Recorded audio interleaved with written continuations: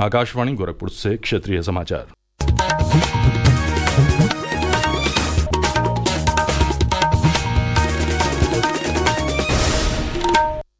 नमस्कार, समाचार बुलेटिन के साथ मैं विकास राय। मुख्यमंत्री योगी आदित्यनाथ ने आज लखनऊ में राजस्व विभाग की उच्च स्तरीय समीक्षा बैठक की। बैठक के दौरान उन्होंने राजस्व वादों के समयबद्ध निस्तारण और भूमि अभिलेखों के डिजिटलीकरण को सर्वोच्च प्राथमिकता के साथ पूरा करने का निर्देश दिया। प्रस्तुत है एक रिपोर्ट।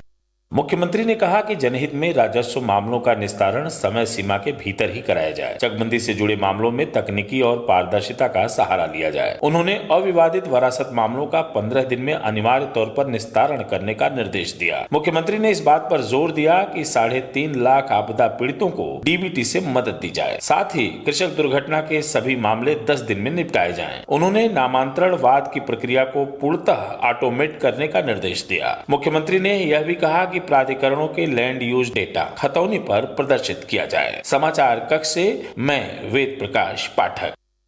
बैठक के दौरान राजस्व परिषद के पोर्टल को रीडिजाइन करने के बारे में भी चर्चा हुई। मुख्यमंत्री ने लेखपाल से लेकर आयुक्त तक एकीकृत डैशबोर्ड तैयार करने का भी निर्देश दिया ताकि विभागीय निगरानी सरल हो सके। प्रदेश को $1 ट्रिलियन की अर्थव्यवस्था बनाने के लिए सभी जिलों में $1 ट्रिलियन OTD सेल बनाया जाएगा। प्रदेश के मुख्यमंत्री योगी आदित्यनाथ की देखरेख में ये पहल हुई है।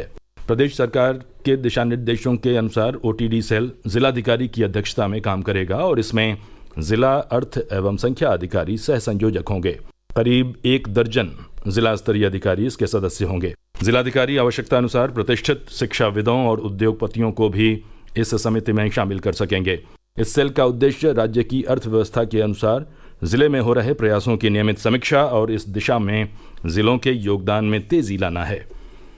अयोध्या के श्री राम जन्मभूमि परिसर के 60% हिस्से को हरियाली से सुसज्जित किया जाएगा। ये निर्णय श्री राम जन्मभूमि भवन निर्माण समिति की बैठक में लिया गया है। रामकथा संग्रहालय में हुई इस बैठक में फैसला हुआ है कि परिसर में 8 एकड़ में पंचवटी उद्यान स्थापित किया जाएगा। इसमें फलदार और प्राचीन पेड़ों के पौधे लगाए जाएंगे। निर्माण समिति के अध्यक्ष नृपेंद्र मिश्र ने बताया कि बैठक के दौरान रामकथा संग्रहालय को श्रद्धालुओं के लिए खोलने पर भी चर्चा हुई।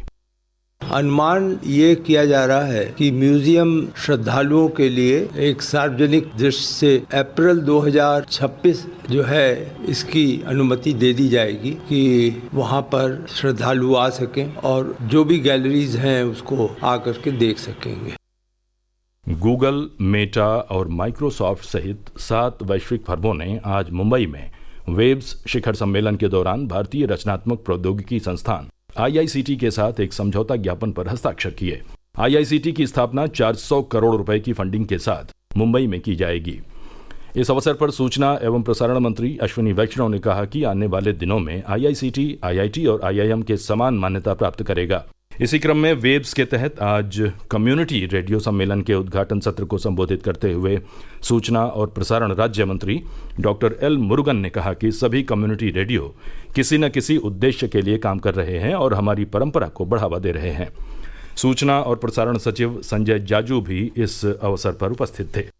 समग्र क्षेत्रीय केंद्र CRC गोरखपुर द्वारा कुशीनगर जिले में पड़रौना के रविंद्र नगर स्थित मूक बधिर इंटरमीडिएट कॉलेज में दिव्यांग चिन्हीकरण शिविर का 6 मई को आयोजन होगा। ये जानकारी जिला दिव्यांग जन सशक्तिकरण अधिकारी अभय पांडे ने दी।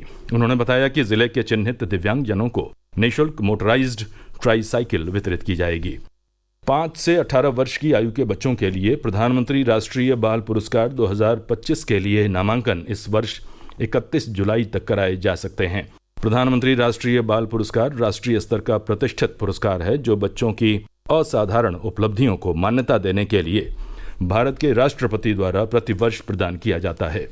मौसम विज्ञान विभाग ने पूर्वी उत्तर प्रदेश में आगामी 7 मई तक जबकि पश्चिमी उत्तर प्रदेश में 8 मई तक कुछ स्थानों पर वर्षा की संभावना जताई है। विभागीय पूर्वानुमान के मुताबिक आज से 5 मई तक बारिश के साथ साथ तेज सतही हवाएं चलने की भी संभावना है। प्रदेश के पूर्वी और पश्चिमी इलाकों में 6 मई तक वज्रपात और तेज झोंकेदार हवा चलने की भी चेतावनी दी गई है। इन इलाकों में 7 मई को भी वज्रपात को लेकर मौसम विज्ञान विभाग ने चेतावनी दी है। समाचार समाप्त हुए। नमस्कार।